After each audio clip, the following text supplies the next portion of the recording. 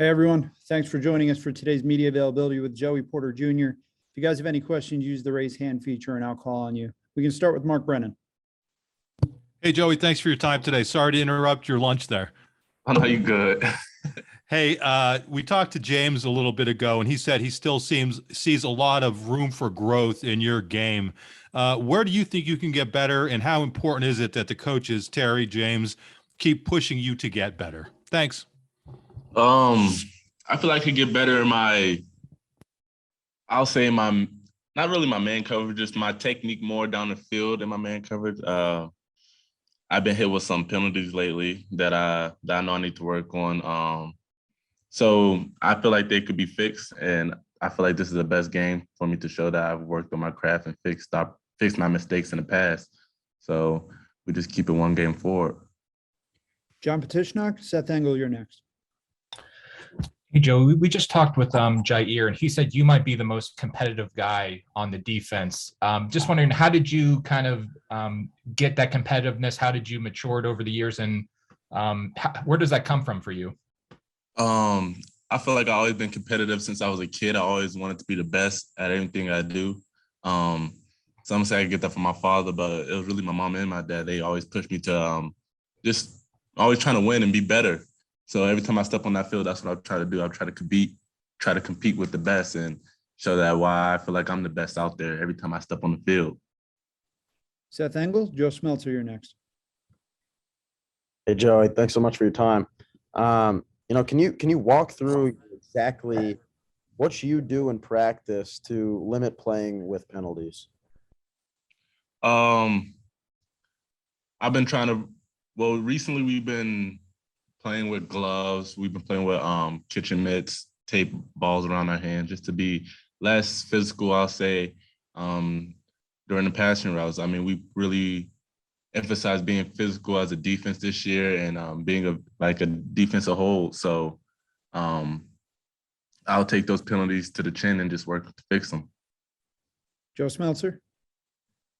Joey, from what you've seen this season and whatever you've seen in watching film so far, what would you say about how you assess Michigan's receivers group? I think they're a good wide receiver core. I feel like it's going to be a good matchup with us. I feel like we handle some good wide receivers over the last couple of games, and I feel this is another good wide receiver core that we could show our talents and do what we do. So we're all ready for the matchup. Mark Brennan, John Petishnock, you're next. Joey, how do you strike that balance between being not physical enough and too physical? I guess, how difficult is that for football players? Because I think by nature, you want to be super physical. I feel like it's a good balance. It's a safe balance in the sport. Sometimes I wish I could have those physical plays that wouldn't be as a penalty or anything, but it's a part of the game. And I feel like with the game changing, we just got to go by the rules. It's for the better. John Petishnock, Audrey Snyder, you're next. Hey, Joey, I hope you don't mind me asking. I know that you mentioned your mom, and I know that you've talked about kind of, your passion for working with people with special needs and taking over your mom's business. Just how much does that still kind of impact you and motivate you on a day-to-day basis, especially when you talk about being the most competitive person that you can and getting that from your mom as well as your dad? It's always on my mind. Me and my mom talk daily about what I dream of and what my goals are just after football, because we know football doesn't last forever. And I want to make an impact with football and outside of football. And with her, she's going to teach me the right way to do so. So I'm just happy to be on that path with her. Audrey Snyder, Frank Bodani, you're on deck. Hey, Joey, thanks for your time. Mm-hmm. It looked like during the game you lost a contact. Is that what happens? And I mean, the replay looks like they were trying to put it back on right there on the field. Yeah, so I lost the contact and I was trying to run off the field to get help or just try to get some type of sense because I couldn't see. I'm kind of blind, so I needed help right there. And the best thing for me was to take a knee so I could get some help. And they tried to put the contact back in, it wasn't working, so I had to go on the sideline and get it handled. But it was fine. Frank Bodani. Joey, you guys have created a lot more turnovers this year, but you've also been so close to a lot of others. Is that a big point? Is that any type of defining point down the stretch? Is that something you guys talk about, finishing up more? How much does that part matter? It matters a lot. We emphasize that every week. We need to get more hands on the ball, and we need to catch the opportunities we have. We call them gifts. We got to catch our gifts when they present themselves. So we really still work on that. We're trying to be more ball hawk to the balls as much as possible. So, Seth Engel? So, Michigan is very run heavy. And Cade McNamara, for that reason, has only thrown 4 interceptions this season. In what ways are you guys going to try to, get Michigan to throw the ball on Saturday? Stop the run game, be as physical as we always in the front. If we stop the run game, they're going to have to be put in some situations to pass the ball. And when they put in those situations, the back end will be ready to make those plays. Mark Brennan? You've obviously been watching football since you were little. Do you ever look back at some of those old, the way DBs were allowed to play back in the day and feel a little bit jealous about the way they were able to get as physical maybe as they wanted to be? Yeah, I watched a couple of tapes back then, Mel Blunt and all them. Yeah, I really like to watch the old stuff. It's the history of the game. But yeah, back then they had some stuff that they could do that we can't now, and it's crazy. I'm kind of glad some of those rules is gone because it was going crazy back then. But yeah, it's for the better. It's for the better of the game. Joe Spencer? So last year playing Michigan in the Big House, obviously very different, empty stadium. Now a year later, fans are back. You've had the game against Auburn, which was great. But now late in the season with a top 10 Big Ten team, very prominent national program coming in. How much does that excite you to be able to play Michigan with 107,000 plus people? Because obviously these games are part of the reason why people come play football at Penn State. You're right. These are the games why people choose Penn State.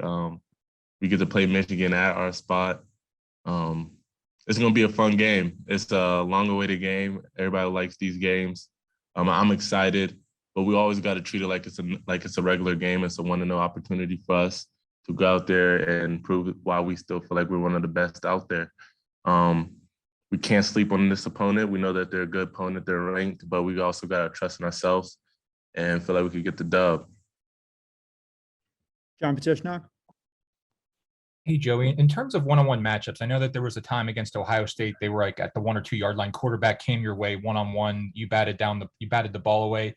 How much do you embrace and even maybe thrive in those one-on-one situations where you don't have help and it's just you against the guy in front of you? I love those moments. Those are the moments for a corner to really show what he's about. Really put it on for the team, especially when you know the play's coming to you. And it's one-on-one and there's nothing you can do nothing about it but defend it. So I like stepping up to the challenge. I like those one-on-one matchups to really get to see who's better, me or him. So yeah, I enjoy that. Audrey Snyder? Joey, as somebody who's had an up-close look at Jalen Dotson, what do you think makes him so difficult to try and defend? Man, he got like deceptive speed. It's really hard to say. And he's a great route runner. I don't think a lot of people know that, but he really honed in the craft of route running. And I feel like if you have great route running abilities and great hands, I feel like it's really hard to stop you. And he's proven that all year. Frank Bodani?